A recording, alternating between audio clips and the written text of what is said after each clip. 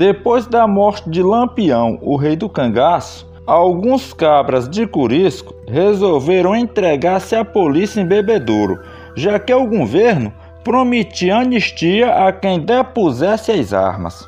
O próprio Corisco chegou à conclusão de que teria de se entregar, já que agora era um homem aleijado. Na verdade, Corisco só não se entregou porque Dadá não permitiu. Chegou a mandar um bilhete ao coronel João Maria de Serra Negra, dizendo que antes de se entregar, queria falar com ele. João Maria encontrou-se com Corisco, informando-lhe que 35 cangaceiros já tinham se entregado e ninguém estava preso. Corisco, o antigo terror das caatingas, abandonara a postura de leão. Parecia agora um rato assustado e estava disposto a se entregar também. Porém, Dadá, que escutava em silêncio a negociação, meteu-se grosseiramente na conversa. É assim que você é homem, se curvando? Cadê sua coragem? Vai se entregar para os macacos para ser sangrado como um porco, né? Ah, pois vá só, eu é que não vou. Corisco ponderou que o governo estava dando garantia de vida para os que se apresentassem. O coronel João Maria confirmou. Dona Dadá, Liberato mandou dizer que o governo garante a vida de vocês. Dadá retrucou em tom irônico. O governo garante nossa vida, mas quem vai garantir os 2 quilos de ouro e os 300 contos de réis que Corisco tem? E voltando-se para Corisco, arrematou. Se você se entregar, eu vou arranjar uma saia para você. Corisco decidiu fugir com Dadá para o Goiás, Minas Gerais ou Maranhão. A rota de fuga seria pelo oeste da Bahia, por onde ele nunca havia andado e de modo que dificilmente seria reconhecido. Convidou Rio Branco e Florência para acompanhá-lo. Depois convidou também Velocidade, porém este desapareceu. No dia 2 de maio de 1940, Dadá, Corisco, Rio Branco e Florência saíram de Campinhos montados em cavalos, tangendo os 2 burros carregados de tudo enquanto.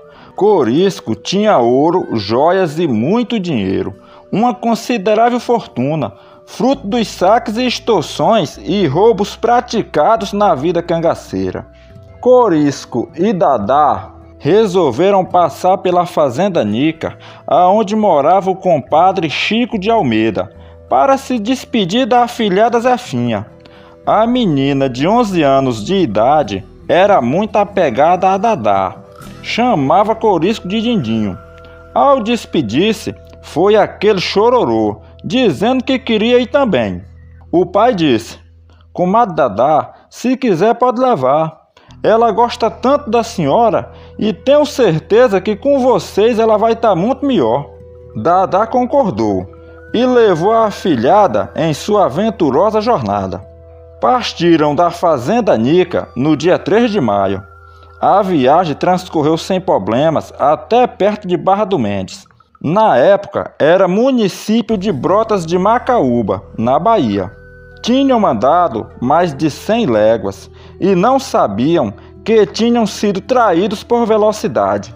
Velocidade era um cangaceiro novato, molecote de 19 anos de idade.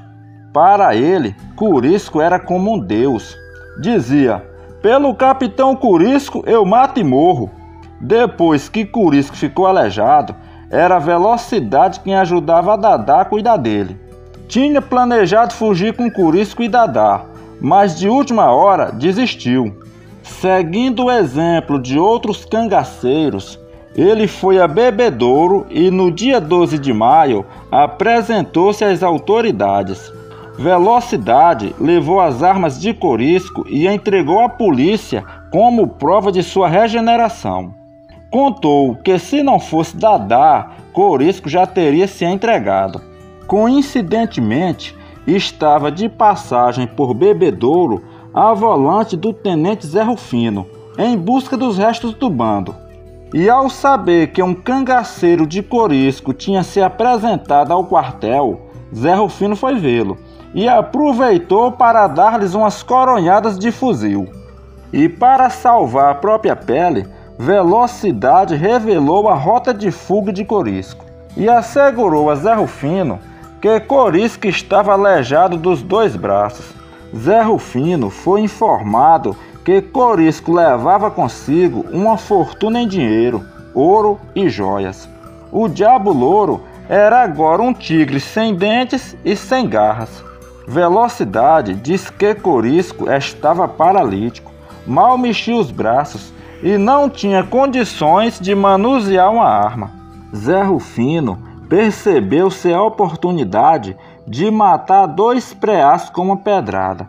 Ficar famoso eliminando o maior cangaceiro depois de Lampião e, de quebra, passar a mão na preciosa carga que o bandido levava consigo. E acompanhado de 4 soldados, Zé Rufino arrancou de Bebedouro no dia 13 de maio. Passou por Paripiranga para pegar munição e no dia 15 partiu em direção ao oeste da Bahia à procura dos fugitivos. Nas proximidades de Mascará, Zé Rufino teve notícias. Tinham passado por ali 2 homens, sendo um deles aleijado dos braços, com 2 mulheres, uma menina e um cachorro, e viajavam na direção de Jacobina. No dia 23, chegou a Djalma Dutra, atual Miguel Calmon. Viagem terrível, cerca de 70 léguas no lombo de burros. Porém, valia a pena. Calculava-se que Corisco levava 300 contos de réis, além de 2 quilos de ouro. Em Djalma Dutra, Zé Rufino soube que Corisco, no dia 17, havia passado por ali. Como contava com apenas 4 soldados, ele convocou a volante do sargento José Fernandes da Silva, outro caçador de cangaceiro que acabava de chegar de trem com 9 soldados. Incorporou-se também ao grupo o sargento José Otávio de Sena, da guarnição local. Zé Rufino, contando agora com 15 homens, se desfez dos cavalos e na manhã do dia 24 requisitou o caminhão de um negro chamado José Cláudio e reiniciou a caçada. Porém, as estradas eram tão ruins que em certos trechos se andava mais rápido a pé. Aqui e ali paravam para pedir informações. No dia seguinte, já passando do meio-dia, chegaram ao povoado Barro Alto. Dia de feira. Zé Rufino saiu perguntando aos feirantes se tinham visto uns viajantes, 2 homens, 2 mulheres, uma menina e um cachorro. Ao fazer a pergunta a um rapaz que acabava de chegar montado num cavalo esquipador, o rapaz respondeu com outra pergunta. Moço, esse pessoal que o senhor procura são ladrão? Não, são não, respondeu Zé Rufino. Tô procurando um parente meu, tá aqui com a família e tá me esperando por esses lados. Ah, pois esse pessoal tá arranchado lá na casa do meu pai, informou o rapaz ingenuamente. Eu tô vindo fazer umas compras para eles e vão viajar hoje ainda. Um dos homens é doente dos braços. Esteja preso, sentenciou Zé Rufino. Leve nós lá, suba no caminhão. E meu cavalo? Disse o matuto aflito. Peça alguém para levar ele, respondeu o comandante. O caminhão transpôs com dificuldade o rio Jacaré e perto do destino entre Seringado e Barreiros, os soldados deixaram o caminhão e seguiram a pé. Eram 4 horas da tarde do dia 25 de maio de 1940.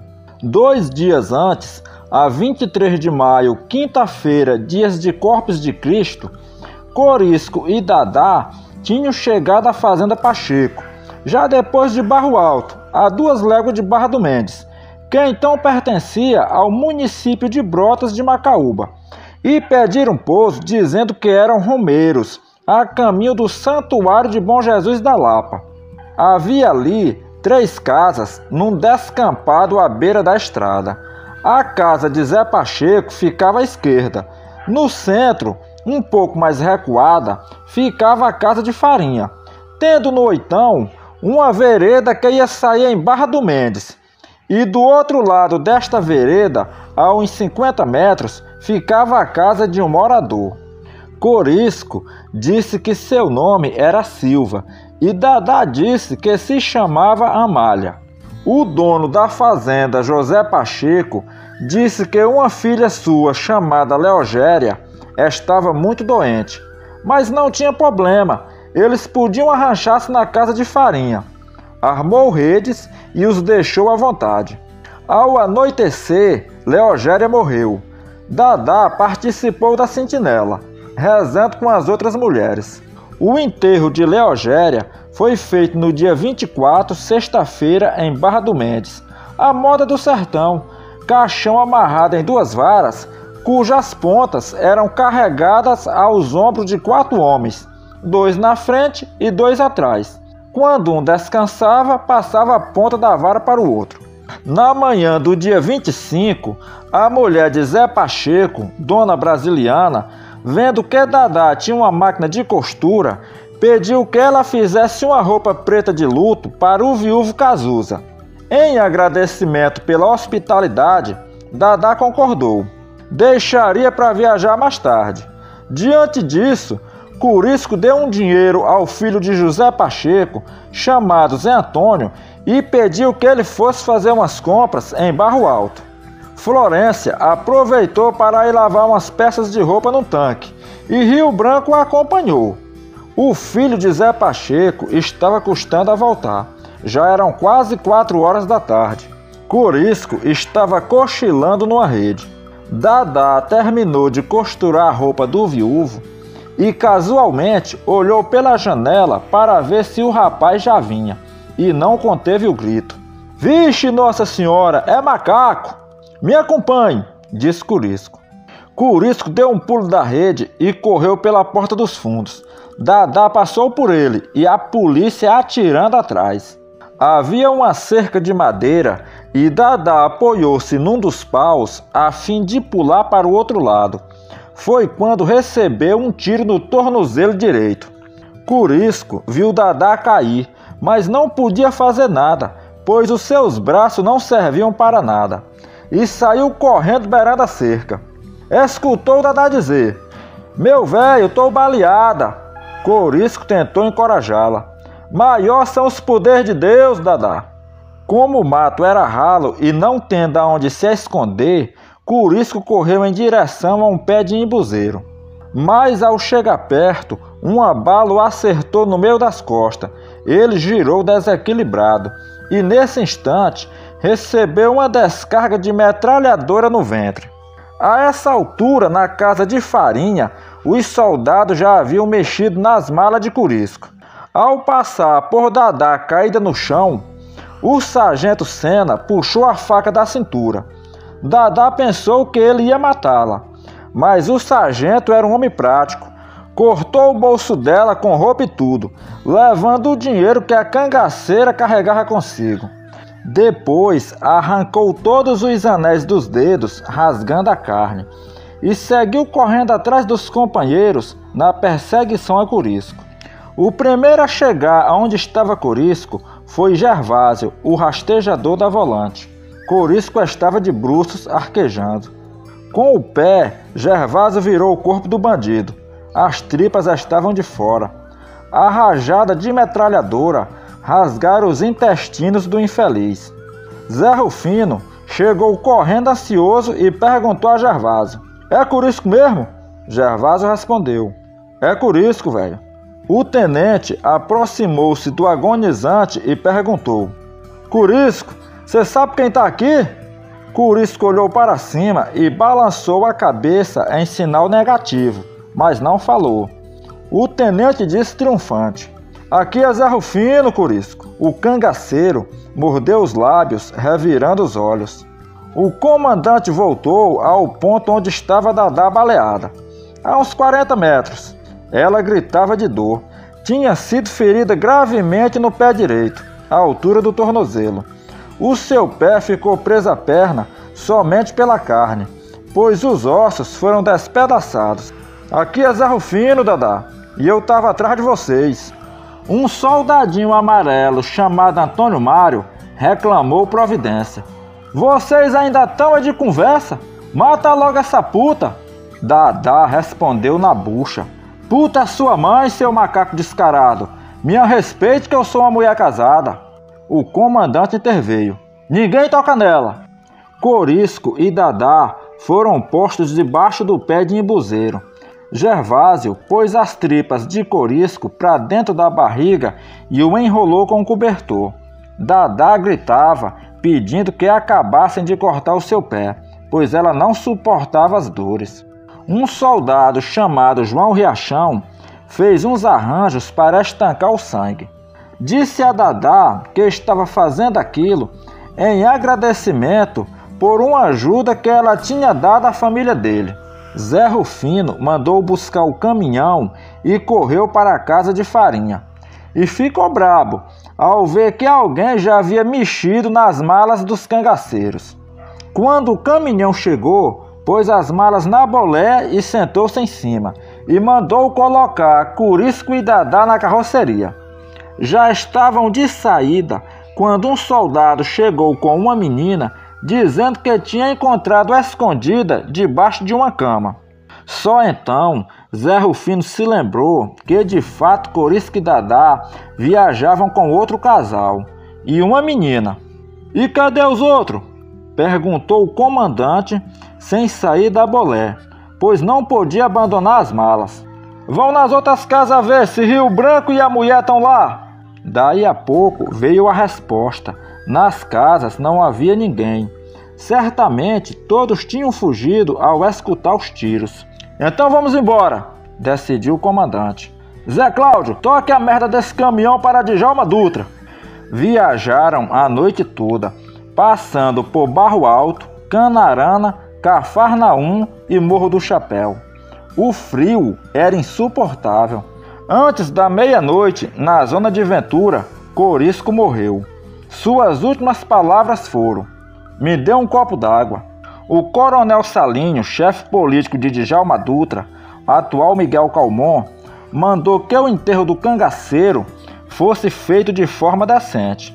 Corisco foi sepultado na tarde do dia 26 no cemitério da Consolação por funcionários do Serviço da Limpeza Municipal. No mesmo dia, os médicos Samuel Figueira, Gasparino Barreto e Reinaldo Salles amputaram o pé direito de Dadá.